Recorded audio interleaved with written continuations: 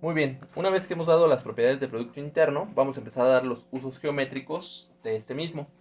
El primero de ellos va a ser la norma. Y para ello pensemos en el caso R2. Dibujo mi plano y empiezo a dibujar un vector U. Este vector ahorita está en R2. Puedo dar las proyecciones, que de aquí a aquí sabemos que va a medir U1, que es su primera coordenada, y de aquí a aquí va a medir U2. Y nosotros habíamos mencionado que era la proyección ortogonal. Entonces, lo primero que vamos a tener es un triángulo rectángulo. En ese triángulo rectángulo podemos aplicar el teorema de Pitágoras. Y como yo quiero la magnitud de este vector, pues voy a empezar a denotarla como la magnitud de U. La magnitud de U entonces va a ser la raíz de U1 al cuadrado más U2 al cuadrado. Esto no es otra cosa que la raíz de U.U. Está bien definido porque nosotros ya habíamos probado que esto va a ser mayor o igual que 0. Para el caso Rn, lo voy a poner aquí como definición,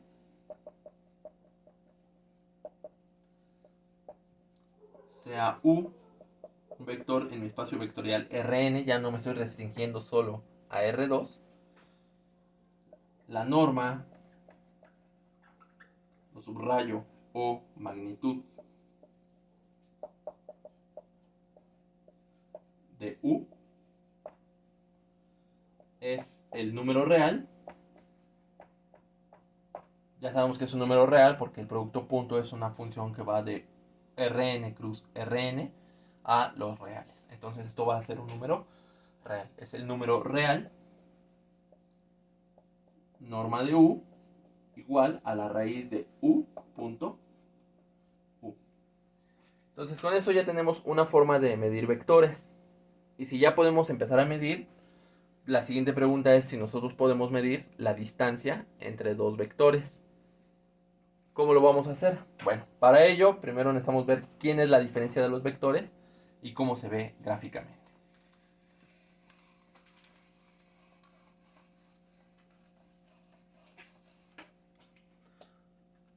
Nuevamente voy a pensar en el caso R2. Lo pongo en el plano y ahorita vemos por qué no es tan difícil generalizarlo. Me tomo dos vectores, U y V. Y noten que ya hice dos veces la misma gráfica. ¿Por qué? Bueno, ahorita vemos por qué. U y V. La diferencia de vectores es el vector que une a ambos vectores. En el primer caso, voy a tener el vector que va de U a B, que se va a llamar B menos U. Yo siempre me aprendí que el negativo era de donde partía el vector. Y el segundo vector,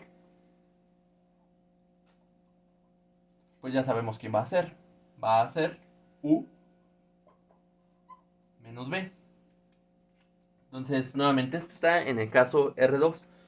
Pero noten que yo lo puedo generalizar. Porque si yo me fuera, por ejemplo, al caso R3, me tomo dos vectores. Y en esos dos vectores, o bueno, con esos dos vectores yo puedo generar un plano. Y en ese plano es donde va a vivir ese vectorcito de aquí. Lo mismo va a pasar en R4, en R5, en general, en Rn. Dados dos vectores, yo siempre voy a formar un plano con esos dos vectores y en ese plano va a vivir mi vector b menos u o u menos b, dependiendo cómo yo lo quiera ver. ¿De acuerdo? Entonces esto, voy a borrar esta figura de aquí.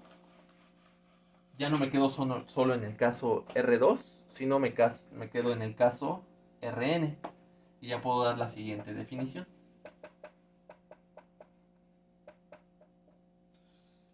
Nuevamente, sean u y b, dos vectores en mi espacio vectorial Rn, la distancia de U a B es, lo voy a anotar con esta D, de U a B, la norma del vector B menos U. Un ejercicio interesante sería probar que la distancia de U a B es exactamente la misma distancia de B a U. Es decir, ¿qué es lo que queremos demostrar? Que la norma de B menos U es la misma norma de U menos B. Entonces sería interesante que lo intentaran en sus casas. Obviamente aquí aplicando la definición que tenemos de norma a través de producto interno y empezar a hacer todas las cuentas. Muy bien, entonces ya tenemos una forma de medir la distancia entre dos vectores. Voy a borrar de este lado y me quedo con la figura. Recuerden que ya estamos en el caso Rn. Nuevamente lo repito, si estamos en Rn me tomo dos vectores y con esos dos vectores formo un plano. Por eso es que todo siempre lo puedo, la gráfica la puedo aterrizar al caso R2. Bueno, a ver, aquí tengo ese triángulo, que no necesariamente es un triángulo rectángulo, pero lo tengo a través de vectores. ¿Qué pasaría si yo quisiera verlo a través de magnitudes? Vamos a redibujarlo aquí de este lado. Imaginemos que es exactamente el mismo triángulo. Ese vector, perdón, este lado va a coincidir con este vector. Este es vector, este es un lado, entonces este se va a llamar la norma de U. Este va a ser la norma de B. Y este va a ser la norma de B menos U. Y tenemos un elemento más. El ángulo θ que se forma entre U y B. ¿De acuerdo? Ya voy a borrar esta figura y me quedo con la de allá. Tenemos un triángulo cualquiera, no necesariamente rectángulo. Entonces no siempre vamos a poder aplicar el teorema de Pitágoras. Pero en clases anteriores ya habíamos visto que aquí lo que podemos aplicar es la ley de cosenos. Si se les hace un poquito más fácil, vamos a cambiarle los nombres. Vamos a pensar que este es A, que este es B y este es C. ¿Qué dice la ley de cosenos? Dice que C cuadrada es igual a cuadrada más B cuadrada menos 2 veces A por B por el coseno del ángulo que está enfrente de C. En este caso sería θ. Entonces sería C cuadrada. ¿Quién es C cuadrada? Es la norma de B menos U al cuadrado. Es igual a cuadrada, es decir, la norma de U al cuadrado, más B cuadrada, la norma de UB al cuadrado, menos 2 veces la norma de U, la norma de B, por el coseno de θ. Ahí le voy a poner esa rayita porque casi se juntan las cosas. Con esos no tengo mucho problema. A lo mejor el problema sería aquí. Vamos a desarrollar a este cuate de aquí. Sería B menos U al cuadrado. ¿Esto quién es? Esto es B menos U punto B menos U. Ya vimos que el producto punto abre sumas y también saca escalares. En este caso vamos a pensar que aquí en vez de decir B menos U, dice B más menos 1 por U. Y el escalar que vamos a sacar sería menos U.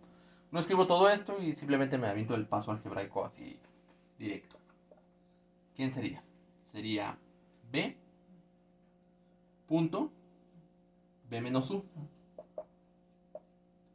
menos U punto B menos U. Desarrollo cada uno de ellos. Sería B punto B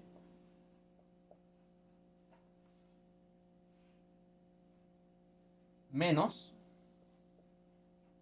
B punto U menos U punto B más, porque menos por menos sabemos que da más, U punto U.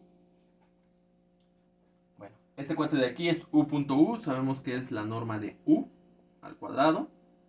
Este es B punto B, este sería la norma de B al cuadrado. Este es U punto B y aquí tengo B punto U. Pero sabemos que en Rn el producto punto es conmutativo. Entonces este también es U punto B. Por lo que yo tendría dos veces U punto B. Es decir, ¿qué es lo que tengo? Lo voy a escribir con otro color. Del lado izquierdo, b menos u. Tengo toda esta expresión. La norma de u al cuadrado más la norma de b al cuadrado. Recuerden, esos ya no son vectores. Esos ya son números reales. Ya los sé trabajar como el campo de los reales. Menos 2 veces u punto b. Y del lado derecho, bueno, lo escribimos con color negro para que se vea bien.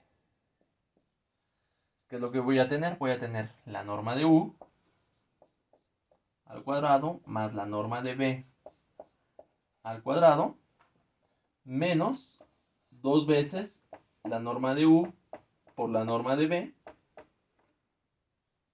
por el coseno, lo voy a poner aquí abajito, por el coseno de teta. Es decir, la norma de u la puedo quitar con la norma de u porque ya estoy trabajando en el campo, ya no estoy trabajando en el espacio vectorial, que aún así se podría, pero bueno. Puedo cancelar estos y también el menos 2 lo puedo cancelar. Así, u punto b en realidad es la norma de u por la norma de b por el coseno de teta, donde teta es el ángulo que se forma entre ambos vectores.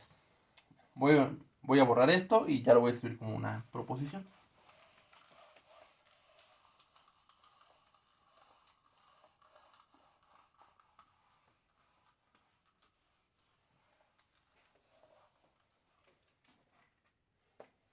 A ver, proposición.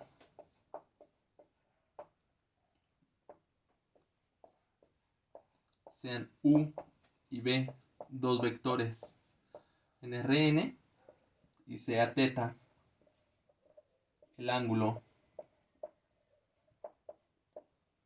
entre u y b con teta, es bien importante, mayor o igual que 0 y menor o igual que pi. Porque si fuera, incluso es menor que pi, porque si fuera mayor o igual que, si fuera mayor o igual que pi, entonces ya no tendríamos un triángulo. O tendríamos el triángulo del otro lado si nosotros lo viéramos en R2. Y nuevamente el ángulo pues va a caer con estas propiedades. ¿De acuerdo? Entonces, otro uso geométrico que tenemos del producto punto es la norma de u por la norma de b por el coseno de teta. De esa expresión nosotros incluso podemos despejar al ángulo. Teta sería, ¿quién? U punto b sobre la norma de u por la norma de b. Y falta algo, ¿no? ¿Quién sería? Sería teta es igual al arco coseno. ¿Y no falta nada más? Sí falta algo, ¿no? Falta decir que siempre que la norma de u, bueno, vamos a ponerlo ya como vectores, ¿no? Que u y b ambos sean vectores distintos de 0, porque si no, entonces no tendría sentido este cociente.